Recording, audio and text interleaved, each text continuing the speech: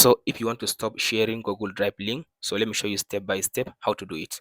First up, after you open up your Google Drive like this, so the first thing to do, you click on this My Drive. After you click on the My Drive, so from there now it will show you all your files inside your drive. So now you find the folder or the file that you shared the link of that file. So let's say I shared the link of this folder to someone. Now I want to stop sharing this link.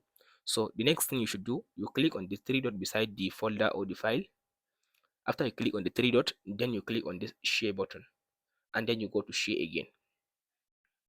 So under this share, so now if you click on this one, as you can see, now it's set as anyone with the link. So now you click on this option. So now you go to this restricted. So now by changing this access, now you click on this done button.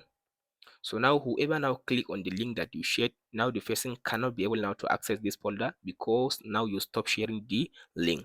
And that's it, guys. If this video helps, like and subscribe. We'll meet in the next one.